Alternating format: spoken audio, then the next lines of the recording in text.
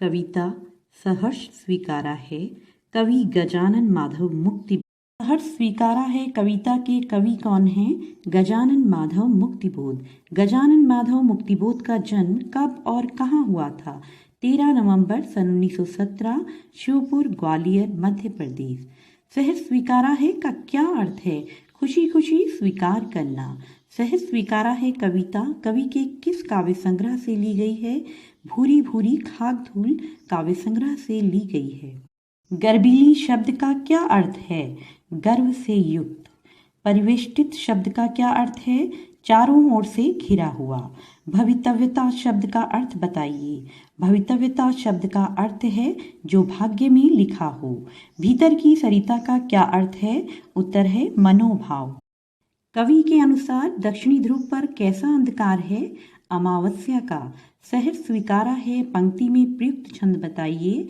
छंद है मुक्त छंद। पताली अंधेरे की गुफाओं में विवरों में, यहाँ विवरों का क्या अर्थ है? विवरों शब्द का अर्थ है बिल। कविता में कवि का संबोध्य कौन है? कविता में कवि का संबोध्य है उसकी अज्ञात प्रिय। मुस्कुराता चांद ज्यों धरती पर रात भर पंक्ति में कौन सा अलंकार है? उत्तर है मानवीकरण।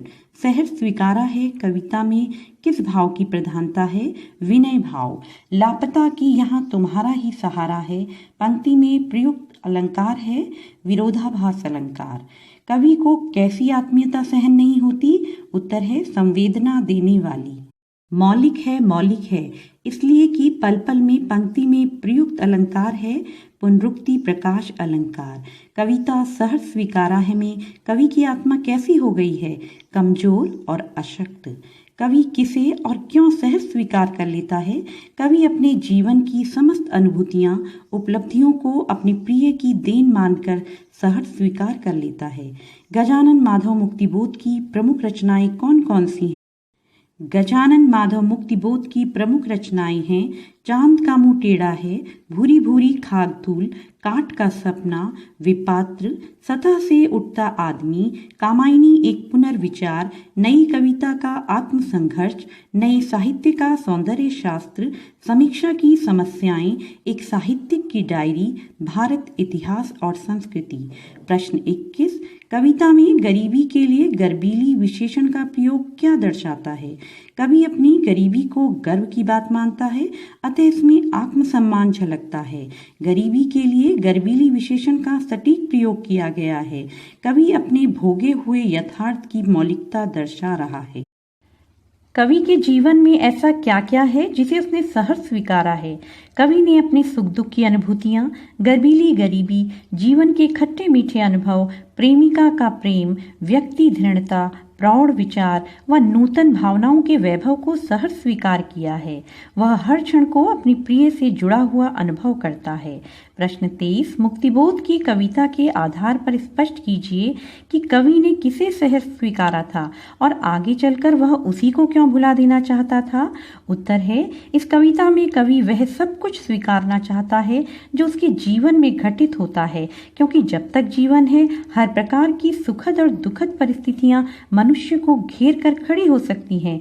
मनुष्य को प्रिय व समय द्वारा प्रदत्त सभी परिस्थितियों को स्वीकार कर लेना चाहिए। बाद में कवि अपने प्रिय को छोड़ना चाहता है क्योंकि वह अकेले जीने की आदत डालना चाहता है। प्रिय की ममता ने उसे कमजोर बना दिया है। वह अपने व्यक्तित्व में दृढ़ता लाना चाहता है। प्रश्न 24, सहर्ष स्वीकारा है कविता में कवि प्रकाश के स्थान पर अंधकार की कामना क्यों करता है? उत्तर है कवि ने जिस चांदनी को स्वयं स्वीकार किया था अब वह उसे मुक्ति पाना चाहता है। कारण यह है कि वह अपनी अतिशय भावुकता और संवेदनशीलता से तंग आ चुका है। वह अपनी इस अति कोमलता से छुटकारा पाने के लिए एक और अंधकार में विस्मृति में खो जाने का दंड पाना चाहता है। कवि का हृदय अपराध बोध से ग्रसित हो जाता है। वह प्रिय को विस्मृत करने की भूल का दंड भी प्रिय से चाहता है, क्योंकि यह उसका अपनी प्रेयसी के निश्चल प्रेम के प्रति विश्वासघात था। वह अपने अपराध का दंड भुगतने के लिए घोर अंधकार में विस्मृति में खो जाना चाहता है। धन्यवाद।